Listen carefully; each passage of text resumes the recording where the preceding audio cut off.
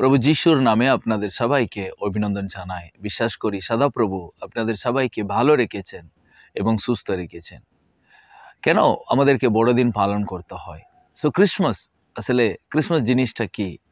তো বাইবেল আমাদেরকে কি সেটাকে পালন করতে বলছে? প্রভু যিশু ৩.৫ বছর তিনি শিশুদের সঙ্গে সময় কাটালেন এবং ঈশ্বরের সেবা তিনি করেছিলেন। কোনো ওকেশনেও আমরা দেখিনি যে প্রভু যিশু তার জন্মদিনটাকে তিনি পালন করেছেন, কোনো বার্থডে সেলিব্রেশন প্রেয়ার হয়েছে, বা যিশুর মা যিশু খ্রিস্ট মৃত্যুর পরেও অনেক বছর শিশুদের সঙ্গে তিনিও ছিলেন।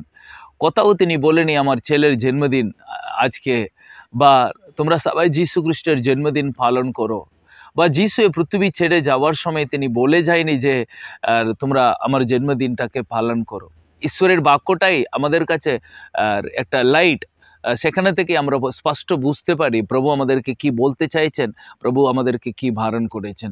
সো ঈশ্বরের বাক্যতেও নতুন নিয়মেও কোনো জায়গাতেও প্রভু যিশু বা প্রভু যিশুর শিষ্যরা বা কোনো মণ্ডলী কোথাও যিশুর জন্মদিনটাকে সেলিব্রেট করেছে, পালন করেছে, বা যিশু এরকম কথাটাকে পালন করতে বলেছে বলে কোথাও মেনশন বা কোথাও উল্লেখ নেই।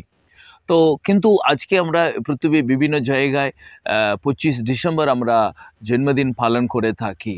সেটা আমরা অনেক জায়গায় অনেক রকমের পারপাস থাকে, যেখানে লোকদের বিজনেস প্রফিট হয়ে থাকে, কেক বিক্রি হয়, বা কোথাও ওটাকে ফিস্টিক হিসাবে নেয়, ওটা অনেক কিছু আনন্দ করে পূর্তি করে।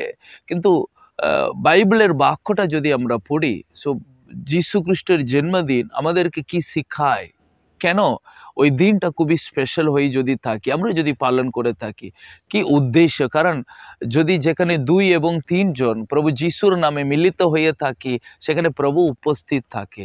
যদি 25 ডিসেম্বর প্রভু যিশুর নামের উদ্দেশ্যে সবাই মিলিত হয়ে থাকে, সেখানে আরাধনা হয়, সেখানে ঈশ্বরের বাক্য ধ্যান করা হয়, সেখানে ঈশ্বরের একটা স্তুতি প্রশংসা হয়, এই সব কিছু আমাদের জন্য উপযুক্ত একটা জিনিস। আর কিন্তু যিশু ওই দিনের উদ্দেশ্যে যদি বলি, তিনি আমাদেরকে কি বোঝাতে চান? মাতি পুস্তক 22 একজন যিশুকে জিজ্ঞাসা করলো, প্রভু সমস্ত বিধানের মধ্যে শ্রেষ্ঠ কোনটা? সো কোনটা গুরুত্বপূর্ণ যেটা আমাকে পালন করতে হবে, যেটা পালন করলে আমার জীবনটা আমি ভালো রাখতে পারি?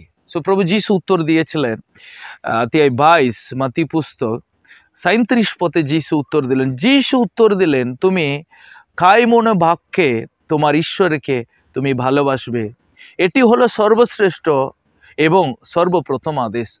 সো প্রভু যিশু বলেছিলেন এটাই হচ্ছে সর্বশ্রেষ্ঠ সর্বপ্রথম। কোনটা? তোমার হৃদয়, তোমার সমস্ত শক্তি, তোমার সমস্ত মন দিয়ে তুমি ঈশ্বরকে ভালোবাসো। সো প্রিয়, 2024 বছরের আগে প্রভু যিশু পৃথিবীতে এসে তার জীবনটাকে তিনি উৎসর্গ করে দিয়ে গেছেন। কাদের জন্য? পাপীদের মানুষের জন্য, অন্ধকারে বাস করার মানুষের জন্য। তিনি 100% তার লাইফটাকে তিনি দিয়ে গেছেন। তিনি নিজের জন্য জীবনটা রেখেনি, তিনি আমাদেরকে ভালোবেসে তার জীবনটা দিয়ে গেছেন। সো বড়দিন একটা জিনিস আমাদেরকে মনে করে দিই, যেন প্রভু ঈশ্বরের যিশুর কাছে আমাদের জীবনটাকে 100% আমাদের লাইফটাকে দিয়ে থাকি। সো সর্বপ্রথম আর সর্বশ্রেষ্ঠ যদি বলতে গেলে, কোনটা সর্বপ্রথম আর সর্বশ্রেষ্ঠ? আপনার জীবনটাকে ঈশ্বরের উদ্দেশ্যে সমর্পণ করার। সো প্রিয়, আজকে আমাদের জীবনটাকে আমরা আমাদের জন্য, এই পৃথিবীর জন্য, আমাদের এই জগৎটাকে উপভোগ করার জন্য অনেক সময় আমরা মণ্ডলীতে গেলেও, আমরা বড়দিন পালন করলেও, কিন্তু আমাদের জীবনে ঈশ্বরের ইচ্ছাকে পালন করতে অনেক সময় আমরা এগিয়ে যাই না, আমরা পিছিয়ে যাই। ঈশ্বরের বাক্যকে পালন করতে অনেক সময় আমরা গুরুত্ব দিই না, প্রার্থনা করতে অনেক সময় আমরা গুরুত্ব দিই না, প্রতিবেশীকে ভালোবাসতে অনেক সময় আমরা গুরুত্ব দিই না।